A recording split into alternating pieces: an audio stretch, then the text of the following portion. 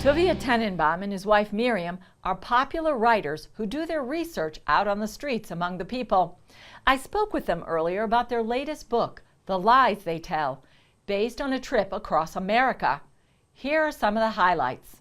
So Tuvia and Miriam Tenenbom, welcome back to Jerusalem Dateline. Welcome to you. It's a pleasure to see you again. So you're going to talk to us about your new book, The Lies They Tell. Yeah. It is about the US of A, exactly. Yeah, so tell us, why did you write this book? I went with my dear wife, Izzy Tenenbom, and together we drove around the United States, 28 states, plus Washington D.C. And the idea is to know who are the Americans, what is America, what is the spirit of America. And this was a very interesting, especially for me, because I have been living in America for over 30 years. Yeah, and what did you find? I realized how much racism is in the country. You go into the hoods, into black ghettos, what you see there is, at least I was totally unprepared for it. I've been with my wife before in refugee camps in Jordan. Places after I left, I was crying. But those refugee camps in Jordan are paradise, plaza, in comparison to what you have in the black ghettos. And nobody knows, the residents, the people who live there, don't know when they walk out of the house if they will ever come back. Yeah. The rate of exchange of fire is amazing. In some places, there were police in the front and saying, "Mister, please get out of here. Don't come even near it." And nobody cares about the people who die there. Not the right-wingers, not the left-wingers, not even Black Lives Matter. Amazing to see the Indian reservations. They have money, they have casinos, they get grants from the government. And you go to those reservations, you see people, young people, sit there with the glasses of alcohol. Wow. And then, sadly, is the churches. Yeah. America has been noted for quite a few years in our recent history to be practically the only supporter of Israel in international forums. And you think it's because of the people. And you realize, yes, it's not just politics, it's also the people, but the generations change.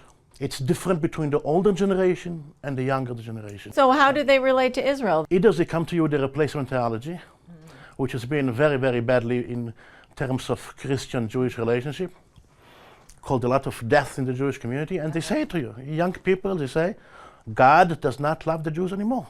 Wow. We are the chosen people. Wow. And that's one thing. And the other things you would say to you, and international things, and you would say, we ask them, are you for Israel or for Palestine? For Palestine. Wow. Free Palestine. Wow. And when I asked them, Judy, where is Palestine? Yeah. That they don't know.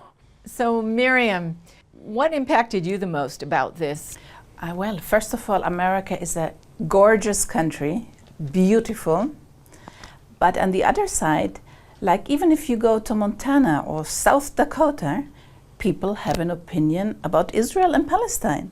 I thought nobody would care about it, but people do care. Yeah. People have an opinion, and that was very surprising to me. Was it regional at all? Like in certain areas there were different things, or it was kind of across the board? But what was surprising was the fear of talking, the lack of freedom of speech. And how did you represent yourselves to the people you questioned? We just said, we are journalists, we are coming to write a book about the United States, and we want to know, who are you, the Americans? Just tell us what you think, what you believe on different subjects, be it climate change, be it Israel, be it your faith. What about anti-Semitism in general? Like, did you feel like there's a growing anti-Semitism there? There is a growing anti-Semitism, and you can see it.